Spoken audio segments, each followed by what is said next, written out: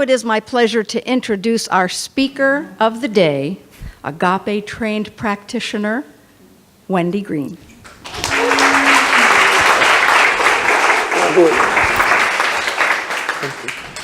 Well, good morning, Oneness. Good morning. Oh, thank you all so much for being here today. You know, one of the things I so enjoy about our community is how we come in, and a few minutes before, all the people who've come early to set up the service, we're setting up the service, we do our prayer, and we're looking around and we're like, dude, is anybody coming this week? Right? And then a little bit of time goes by and some more folks show up and we have the opening song and we're getting to hug each other and say hello, and then we sit down and we're facing the front, and the joy of getting to do the talk or be a presider or do the prayer or play the music is you stand up and you're like, oh hey, look who's here. That's so cool, I didn't see you before. And that right there, that energy, that excitement, that love, that power is what we're talking about today. That's what I'm thinking about as the power of we. And you've been feeling it already this morning, right? I mean, the experience that we just had as John played his amazing song, and let's give him some more love. Welcome, John. Thank you for being here. As he played and invited us into a new spiritual technology, I was thinking I could be at home in the comfort of my own little big chair. And listening to this on a CD, and it'd be sweet and it'd be lovely, and it would not be what it was in this room. Right? There's a difference there. There's a difference in that power that comes when we come together in a shared intention, when we come together in a shared commitment, when we come together in a shared idea. And what was really interesting for me as I've been contemplating and anticipating coming here today and doing this topic is that the talk really was not aligning itself in my head. I had no logical flow of information. It was sort of like, oh, here's a cool thought. Yeah, that's relevant. Oh, that's an interesting idea. I could talk about this. Oh, here's this big idea we could explore. And look, there's this thing over here. And so I was getting up this morning and I'm thinking, man, I really did not create a structured outline for this talk. What's it gonna be? What's gonna show up? And so I come in and there's this piece of me that's super nervous, right? Because it helps if the speaker is relevantly coherent, right? There is some established precedent that's useful. And I came in and I noticed, I had a little bit of edginess, a little bit of nervousness. And what I encounter as I come through the door is that power of an individual saying, oh, Wendy, you're here. I'm so excited to hear what you're going to say. And another individual, oh, I'm so excited. Are you speaking today? Oh, cool. That's going to be so great. And another individual, oh, you're here. I'm so happy to see you. And that energetic that says, I love you. I see you. I accept you. And I am standing right here, right now, committed to your highest good. There is no one in this room who's sitting here going, okay, show us what you got, Wendy. Prove it to me. No, it's a room full of people who are saying to one another, come on, let it flow through you, let it express through you, share it with us, and ooh, you know what? There's an intention in me, there's a power in me that's actually, frankly, gonna help you pull that right out of yourself. And so as I came in this morning and felt that nervousness, I had this moment of, okay, let's see now. Should I go and just sit in the stillness and be silent, which is usually where I go. I'll come just be still and know that I'm one with the infinite allness of life, that it is a power and presence that is everywhere active, that it is living itself as me right now, and that it speaks in as in through me effortlessly and clearly, and that exactly what is wanted and needed to be said is said, exactly what is wanted and needed to be heard is heard. And rest in that space. Or, since what we're exploring today was the power of we, what would happen if instead I just stood near the door? I just stood near the door and saw everybody as they came in and felt that energy as people came in. If I leaned into my nervousness, if I shared it with other people, if I went ahead and went forward and just was with everybody else, knowing that we are here together in this intention and trust that exactly what is wanted and needed to be said will be said, exactly what is wanted and needed to be heard is heard, because we're in a co-creative experience right now. We're in a co-creative process right now.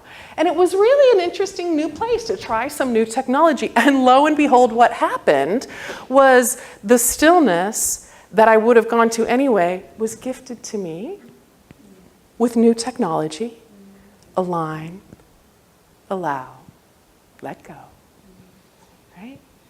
So that power of our intention, that trust we have in one another to support each other in what we have declared we're up to and we're about.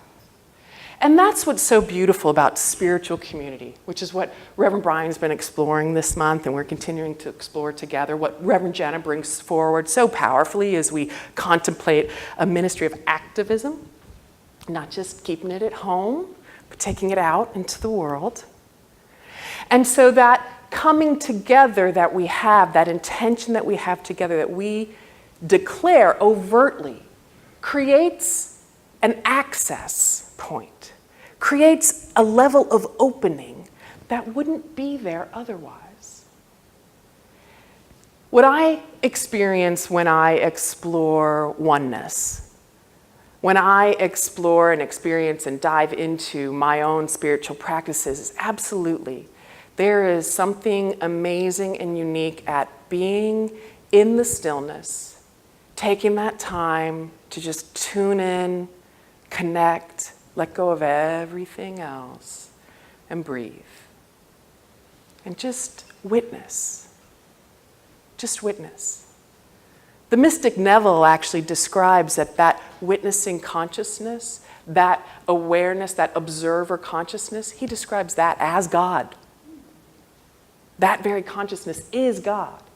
That which watches us. That which we use to watch ourselves.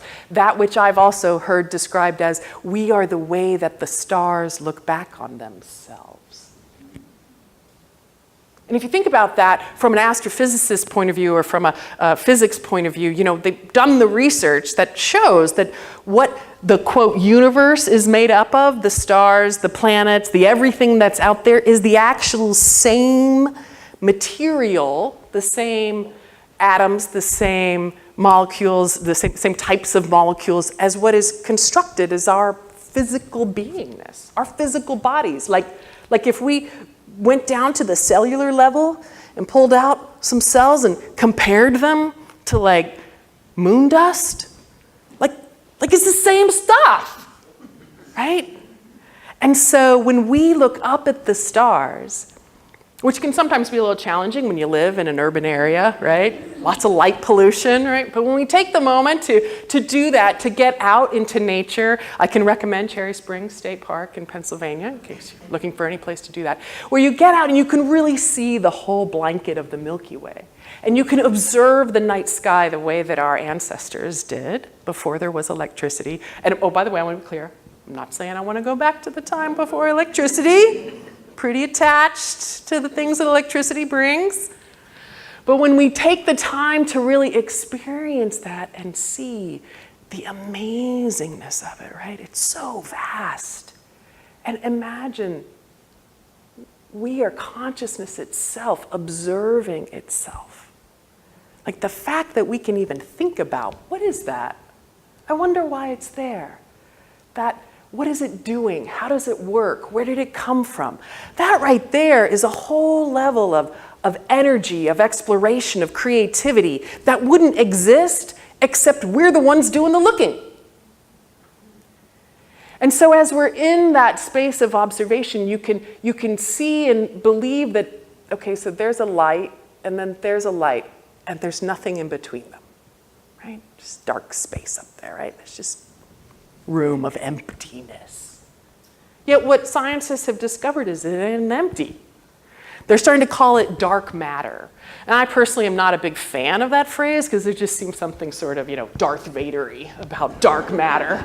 Like there's something bad or wrong, but it's just substance that shows up to our eyes as darkness, but there is something there. And if you think about it, there's something here in this, quote, empty space between each of us. And I so admire the people back in, I think it was the 1700s, who figured out there was something called oxygen. Like, Oh, wow. How'd they do that? I mean, it's amazing what you can accomplish when there's no Netflix, right? You have all this time on your hand to go explore things that you can't see. And so that understanding that there is actually something here in this space, and I would offer that there's even more that we have yet to discover in this space, right? Each of us, we know through this teaching, is an individualized expression of infinite life. I always like to let that just sit for a minute.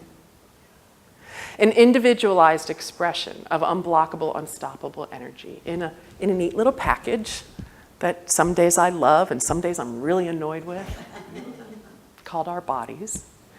And so we move in that space, and yet any of us who've ever done any kind of group work, you know, when another individualized expression comes into the room, with them comes an energetic force. With you comes an energetic force. And when the two of you are together, there's a whole new energetic in that space that wasn't there before, that wouldn't be there if each of you was not there. And then when another person comes in, a new energetic starts to take shape, and another, and another, and another. And again, we've all experienced this, right? You can listen to a live recording of a rock concert. And it's cool, it's fun, neat energy.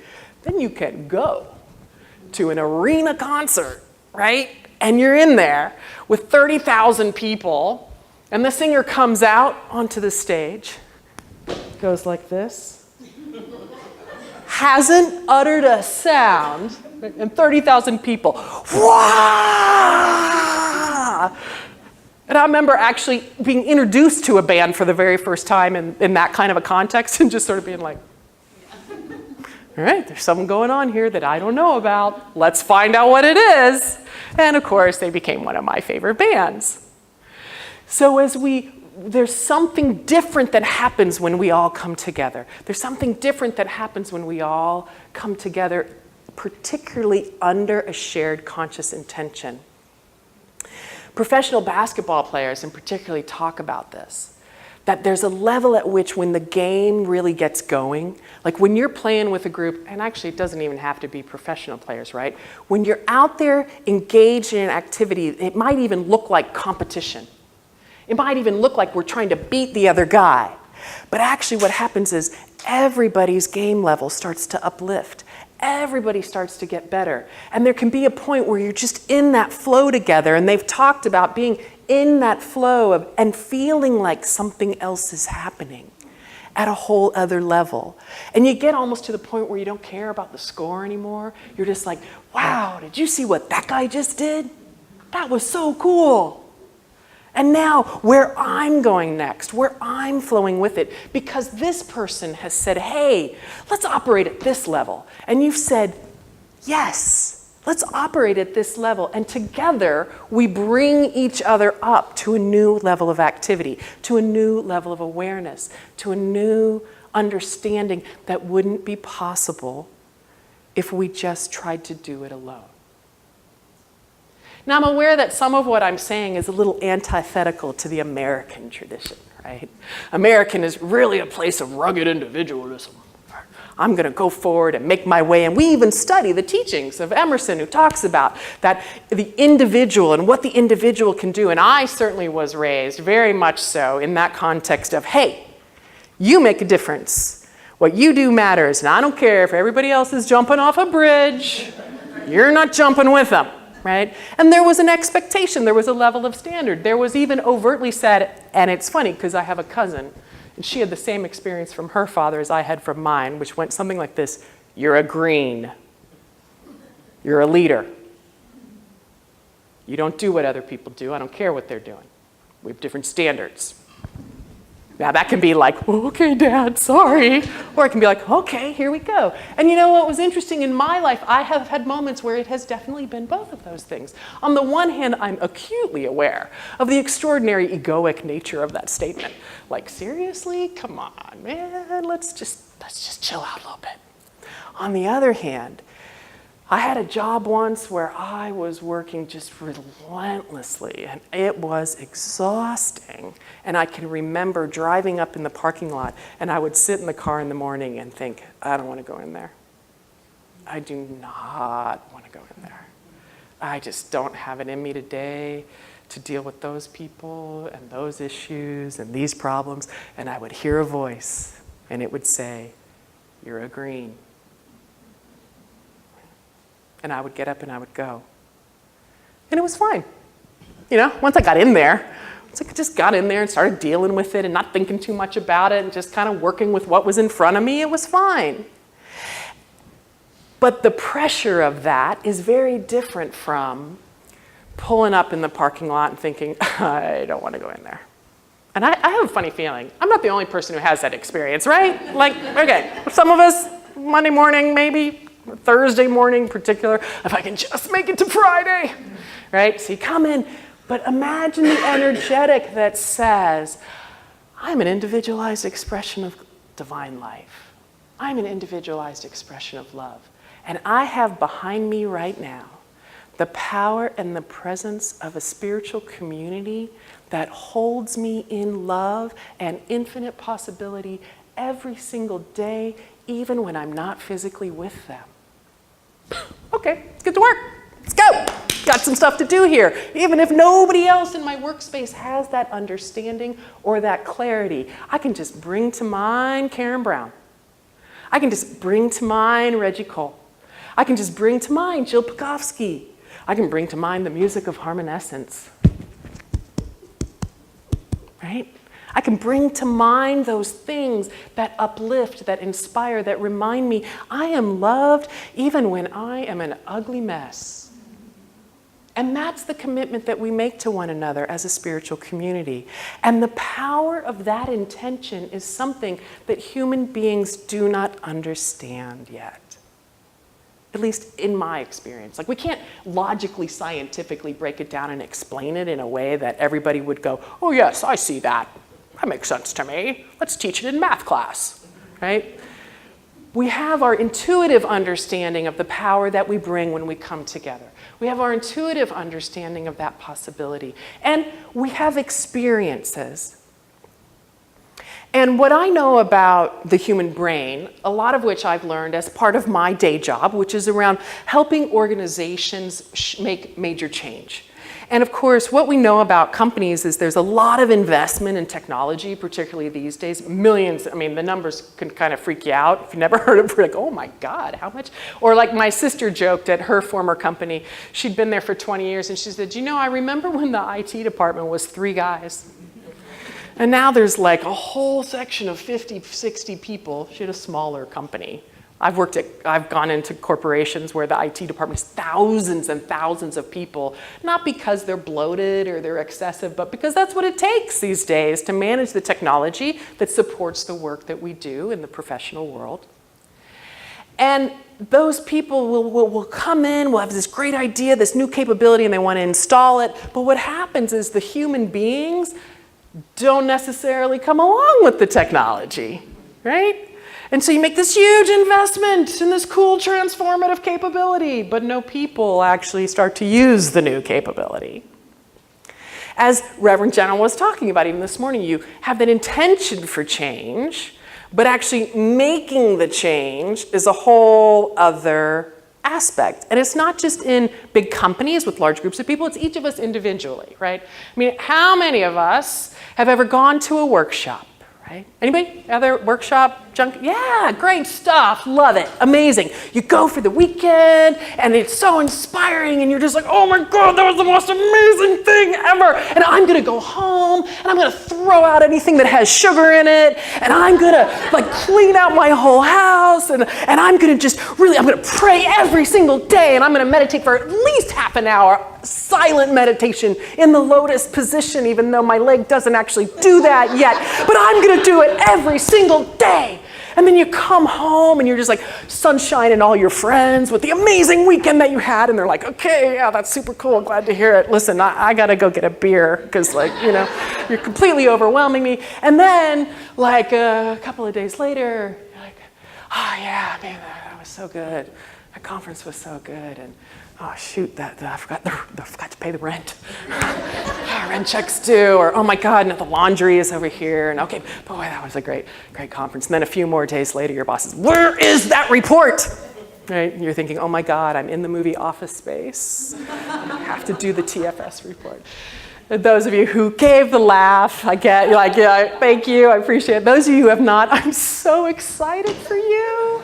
You have the coolest thing you can still experience. Unless, of course, you've never worked in a corporate setting, in which case, you just go ahead, skip it. It's like not gonna vibe with you. But then it's not too long, right? It's not too long where that seminar high is gone. And all those great intentions, you know, the Oreo cookies have made their way back into the pantry. All those great intentions have dissolved. Unless your sweetheart went to that too, right?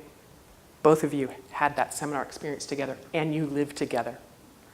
And you come home together and you say, hey, what are we up to? What are we up to? Or unless you had some other friends who also went with you. And you make a commitment to continue to meet with one another after that, to keep exploring how that's working, to see what's in your way, what's working well for different peoples, to have those moments where you're just flat out honest. Man, I completely fell off the wagon. You should see the completely empty bag of Oreo cookies that I ate during my commute home from DC because work sucked so bad. And that group, they say, yeah, we get it. And they laugh with you. And they love you anyway. And they say, you know what? That doesn't mean that's who you are. You can make a new choice right now, and I'm here with you to make that new choice with you. Because as Bob Simon reminds us in one of his songs, right? If I show you anything less than my beautiful mess, I lose my authenticity. And that's the power of the spiritual community. We come together in an agreement that says, we are here to practice the principles of science of mind. We say it every week. We read it off the wall. It is a little off the wall sometimes, isn't it? But we read it and we declare our intention. And we support one another in that, even in the times when it's hard. I know there are moments in a spiritual community where each of us comes forward with, I will now be my spiritual self because I am coming to my spiritual community. Okay, so I'm the only one. I'm the only one who has those moments, right? You come forward and you're like, this is my moment to be spiritual now, and as long as nobody comes over to the house, they won't see that actually I eat red meat every single week, and it's not even organic, or whatever it might be, right? Whatever story you have about that thing you do that means you're not spiritual enough. You're not thoughtful enough. You're not aware enough. You're not good enough. And we provide one another that container where you can bring all that not enoughness. And we're going to work together and just transform that baby and send it on back to the nothingness from which it came. And know the truth about you. You are an individualized expression of divine life. You are a contribution. You are a gift to this community. Every single one of us. And then when you have that crappy day, you know what else we're going to remember? We're going to remember the rock tumbler. Anybody ever had a rock tumbler when you were a kid? Yeah, we had one of those. Loud suckers, aren't they? Little machine, put a bunch of rocks in it, just go find them anywhere. Dig them up out of the dirt, anywhere, any kind of rock, you throw it in there, right? Nowadays they're electric. When I was a kid, you would turn them and turn them and turn them and turn them and turn them and turn them and turn them and turn them. But if you kept on turning, you just hang in there and keep on going. Those rocks tumble up against each other and they crash together and they collide together and they knock into each other. And in all the knocking and the colliding and the pushing, because you're standing there and your intention is not giving up, you're going to keep on turning that crank. You're going to stick with it. And you know what happens? You open it up and these beautiful, polished, shining gems appear. And that's the power of we. In a spiritual community, we declare our intention. We declare our intention as a group to support one another, to practice the principles of science of mind, to be a welcoming, loving, diverse spiritual community. Diverse, not just diverse in thought, diverse in deed, diverse in our challenges, diverse in our backgrounds, and diverse in our physical appearances, where we know that because of our differences in our physical appearances, we have people who have different experiences out in the world than we do. And when we come together, we can learn from one another, and we're willing to jump in the rock tumbler together and do things like read the book White Fragility, Why White People Can't Talk About Racism, and have a loving context to come back together to explore those with our brothers and sisters in love and find out the stuff we didn't know, so that we can now bring the conscious energy of love and light to that, to transform it into the nothingness from which it came, and allow ourselves to be a greater center for that spiritual activism in the world. And that power of intention exists in any group. I would invite you, for those of you particularly who work in the corporate-ish world like I do, next meeting with a bunch of people, if it isn't written out, ask, what's the purpose of this meeting? What's our objective? What are we going to leave here knowing that we didn't know when we came in? And I will warn you, probably 85-90% of the time someone will say, well, here's the agenda. That's not the intention. That's the stuff we're all going to do. What's our intention? What's our purpose? Why are we here? Because what I know about intention, what we know through this teaching, through the power of the energetic truth of who we are, that force of cause and effect, or what Reverend Michael Beckwith is now thinking of as the law of emergence. It's already there. It's already done. That thing your work group is coming together to accomplish, it's already done. And you come in with that mindset and that purpose, the power of intention handles it. When I used to work in transformational seminar work with troubled teens in specialty schools, one of our trainers, oh, he's so wonderful, he's an amazing mentor of mine. We would do these multi-day workshops with parents outside of the program and the kids inside of the program to really unlock the stuff that was blocking people up. And he one day just said to me, you know what, we're at the end of a seminar, amazing transformations have happened, people have unlocked and tapped into great stuff, we've set them up with tools so they have teams to help them maintain what they've learned. And he says to me, you know, one of these days, I'm just gonna do a blue light conference, blue light workshop. And I'm like, blue light workshop, what are you talking about? He goes, yeah, you know what, the power of intention is so strong. I think if we just brought everybody in and stuck a blue light in the middle of the room and let them stare at it for 3 days, all the same results would happen. The power of intention, when we come together in that commitment, when we come together in that awareness, the love that we bring each other, and the life belt you can tie on to dive out into that world of work, where no one really knows what you're talking about, the way that you talk about it, right? They're like, don't get it. But you know, we've got you anchored in. We've got you anchored into that spiritual vibration because we are your spiritual community and we stand committed with one another. So you can go dive in Monday morning at work knowing we got your back. We got you. That energy never, ever, ever leaves you. So what I want to do now is we're going to take this into prayer. And to amplify this power of we, what I'd like to do is invite any ministers in the room to stand up, any licensed practitioners in the room to stand up, and all of our practitioners in training to stand up. And let's move to the sides of the room, and let's hold this community in this vibration of we. And I'm going to invite us to all turn within, join together in this affirmative prayer. And for everyone here in this space, we know that the power of intention is activated through our yes energy. That power for good that exists in the universe is activated through our yes, as John so beautifully reminded us. So, if you are here in this moment, you are open to the power of affirmative prayer, please say yes. Yes. So into this yes energy, I speak this word.